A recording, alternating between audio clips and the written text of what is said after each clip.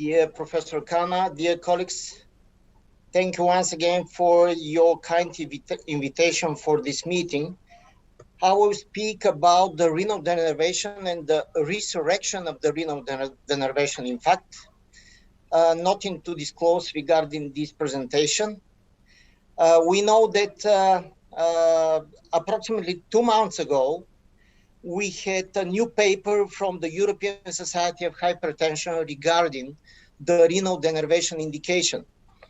And during the years, there is a move from the 2018 guidelines of the European Society of Cardiology, upgrade of the indication for renal denervation procedure. And this was based on several trials, very important trials.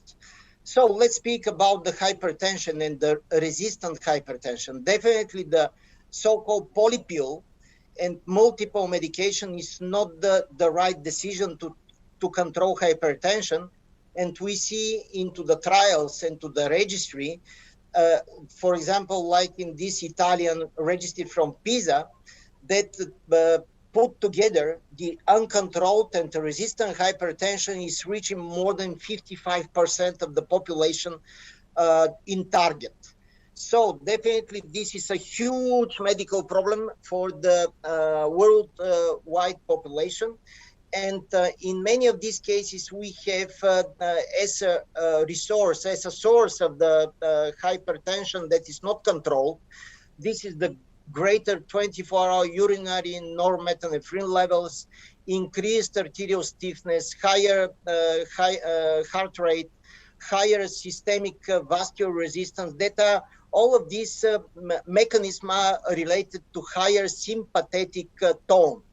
And it's true also the opposite, that reducing the sympathetic tone by renal denervation, shown first in animal trials, and after that in human trials, have shown that the reduction of renin, angiotensin, aldosterone activation, and the afferent nerve activation is decreasing the nervous system activation as well. So on such a way, we can achieve a reduction of arterial hypertension as well.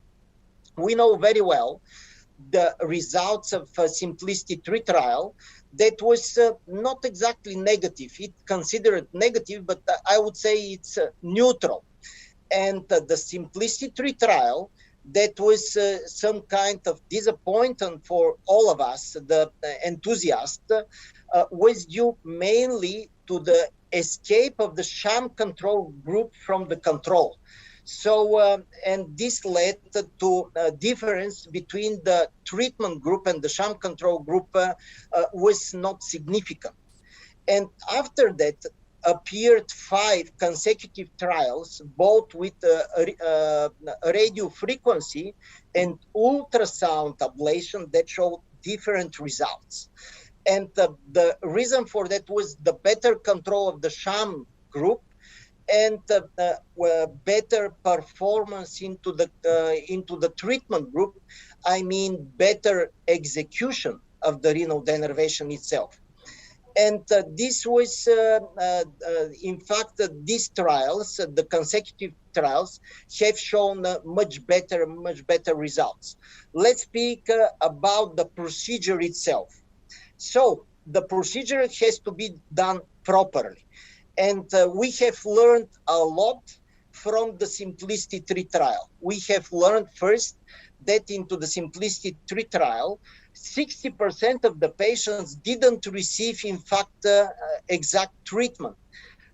They received between 0 and 1 denervation points. And of course, they were, in fact, not treated. And the post hoc analysis have shown that there is a definite relationship, gradual relationship between the number of renal denervation points and the antihypertensive effect.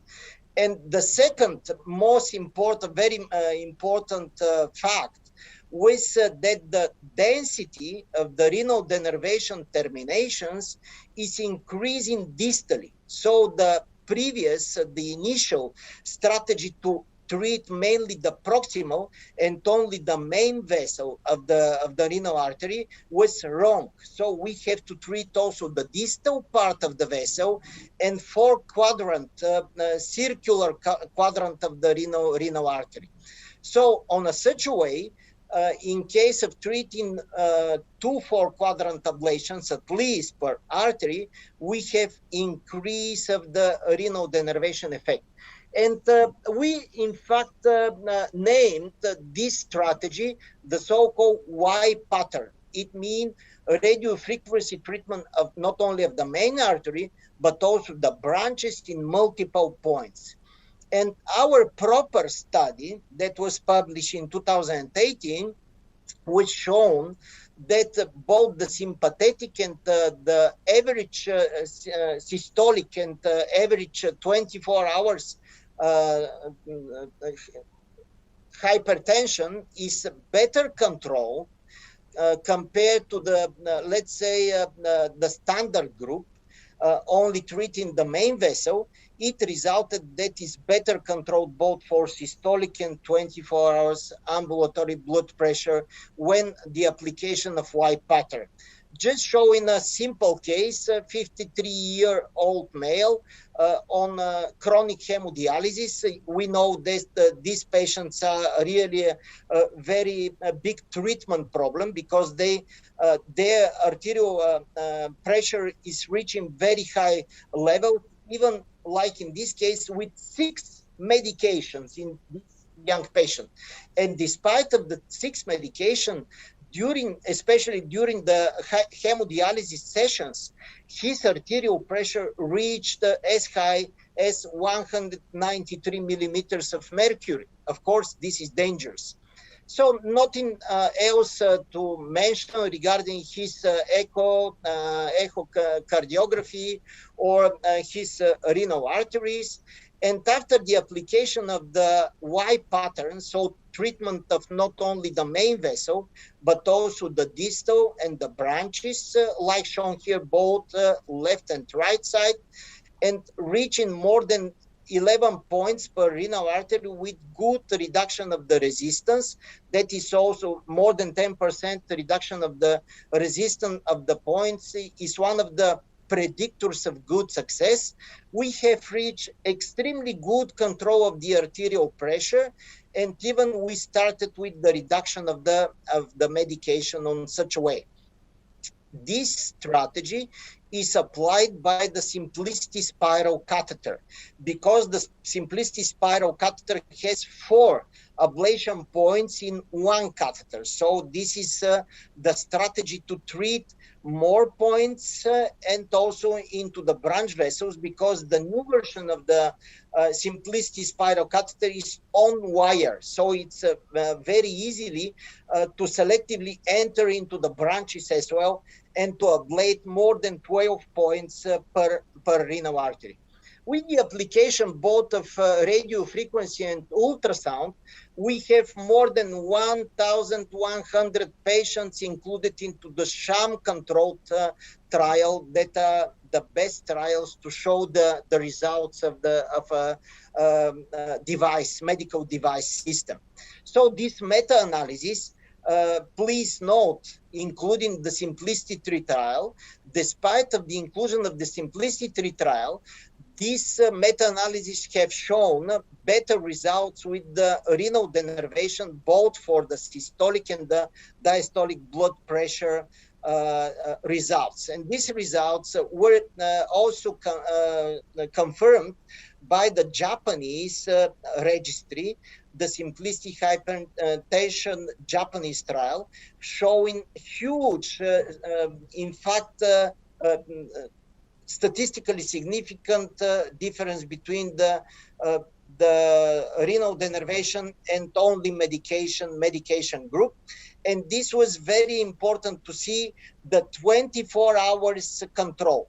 We know that the night hours and morning hours are very important to be well controlled in this patient, because they are the most risky by clinical point of view. So in such a way, the new statement into the European Society of Hypertension is that, in summary, in light of second generation sham control trials, it's now established that the renal denervation reduces consistently the blood pressure across a variety of hypertensive patients with mild to moderate hypertension. There is a question about the effect. Is durable the effect of the renal denervation? This trial very well showing that in swine model, in fact, there is no regrowth of the renal denervated terminations. So it resulted that not only on the day 7, but also on the day 180. So it's more than 6 months after the renal denervation. Not that there is no regrowth. There is, in fact, distal atrophy during the time, and it's very well matching the clinical results. So the clinical results that during the time, in fact, the effect of the renal denervation or on the arterial hypertension is not reduced, Petrov, but, you have a but minute it's improved. left. Yes, absolutely. I'm finishing with that, with the durability of the renal denervation and the safety. All these results were achieved without any signal regarding the safety. So there were no dissections, no complication. They are very close to zero. And in fact, this is these are the results, and the results are very important that are translated into the clinical result with reduction of the risk of this very high risk of group of patients with resistant hypertension. And we now, after the disappointment of the simplistic hypertension 3, now we are on the reality. The enthusiastic phase is gone, the disappointment phase is gone, and now we are on the reality. And the reality is advising us to use this data in order the heart team to decide which are the patients that can benefit the most from the renal denervation. And these are the patients, maybe the patient with increased sympathetic resistance and increased variability with also rhythm disorders. So these are probably the main treatment groups in which we have to apply this strategy after the decision of the heart team in order to have better control of the hypertension of these patients. And thank you very much for your kind attention. Thank you, Dr. Pedro. That was excellent, and we'll have the discussion after 2 more talks. Next.